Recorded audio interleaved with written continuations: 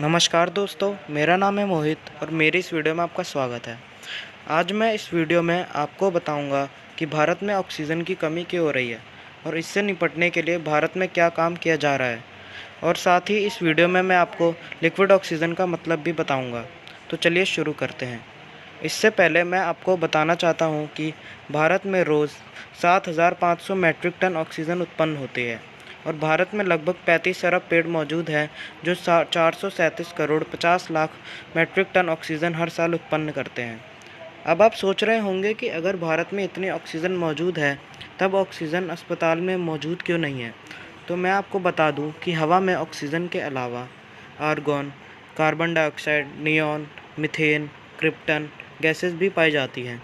इसी वजह से हवा में से ऑक्सीजन को अलग करना ज़रूरी होता है, जो ऑक्सीजन कंसंट्रेशन की मदद से किया जाता है।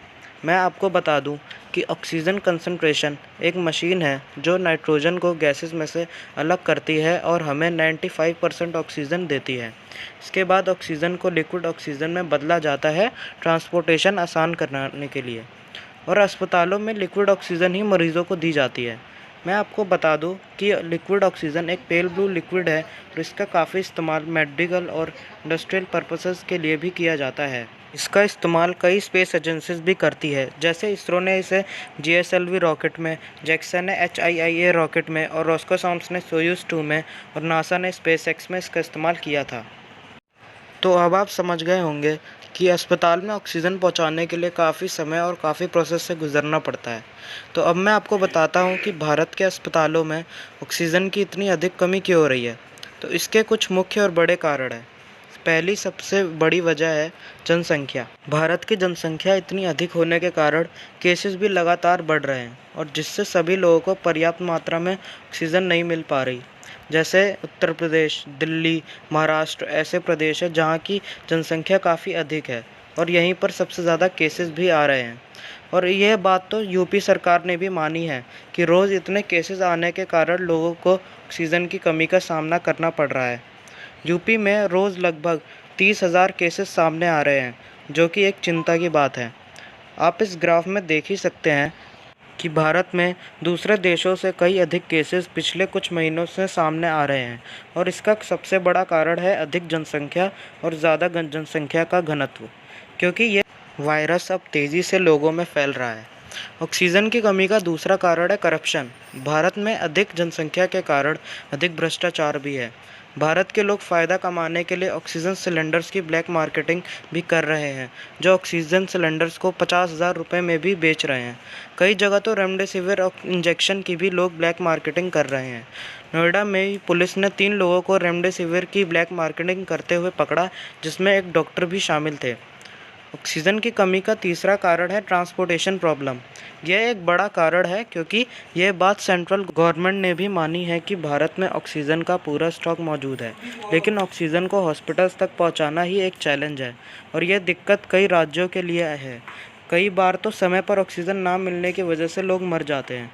जैसे दिल्ली के बत्रा हॉस्पिटल में समय पर ऑक्सीजन ना मिलने की वजह से 12 कोविड पेशेंट की मौत हो गई, जिसमें एक डॉक्टर भी शामिल था। ऑक्सीजन की कमी का चौथा कारण है सिस्टम फेलियर, क्योंकि अगर भारत में ऑक्सीजन की इतनी कमी हो रही है तो इसमें कहीं ना कहीं सिस्टम भी फेल हुआ है। जैसे हाई कोर्ट ने ही कुछ दिन पहले दिल्ली सरकार को सुनाते हुए कहा था कि आप ऑक्सीजन सिलेंडर और रेमडेसिविर की ब्लैक मार्केटिंग को रोकने में असमर्थ रहे हो। इसके बाद दिल्ली हाई कोर्ट ने दिल्ली गवर्नमेंट के ऑक्सीजन के मैनेजमेंट पर भी सवाल उठाए थे और उनसे कहा था कि अगर आप ऑक्सीजन को मैनेज नहीं कर पा रहे हो तो आप इसमें सेंट्रल गवर्नमेंट की भी हेल्प ले सकते हो।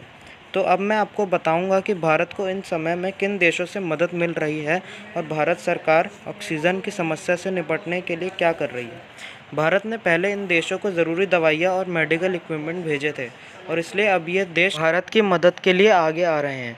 जैसे ब्रिटेन के प्रधानमंत्री जॉर्ज बॉरिसन ने भारत को मेडिकल इक्विपमेंट भेजे हैं और फिर सऊदी अरेबिया ने भी भारत को 80 मैट्रिक टन ऑक्सीजन भेजा है। इसके बाद रशिया, जर्मनी और अमेरिका जैसे देशों ने भी भारत को ज़रूरी सेवाएं भेजी है। भारत में भी अब कई राज्यों में ऑक्सीजन एक्सप्रेस चलाई जा रही है। जैसे कलम्बोली में ही ऑक्सीजन एक्सप्रेस 3 टैंकर्स लेके पहुंची। इसके बाद दिल्ली में भी ऑक्सीजन एक्सप्रेस छत्तीसगढ़ और मध्य प्रदेश में चलाई गई। इसके बाद उड़ीसा राज्य से भी 1676 matric ton oxygen Andhra Pradesh और दिल्ली के लिए एयरलिफ्ट कराई गई। भारत सरकार ने पीएम केयर्स फंड से भी 551 ऑक्सीजन प्लांट पूरे भारत में लगाने का फैसला किया, ताकि फ्यूचर में कभी ऑक्सीजन शॉर्टेज की प्रॉब्लम सामने ना आए। तो अब आप समझ गए होंगे कि ऑक्सीजन और लिक्विड ऑक्सीजन में क्या फ़र्क होता है और ऑक्सीजन शॉर्टेज की प्रॉब्लम भारत में क्यों हो रही है। अगर आपको मेरी वीडियो पसंद आई हो तो लाइक और सब्सक्राइब करें, ताकि मेरी आने वाली वीडियोस की नोटिफिकेशन आपको मिलते रहे। धन्यवाद। जय हिंद, जय भारत।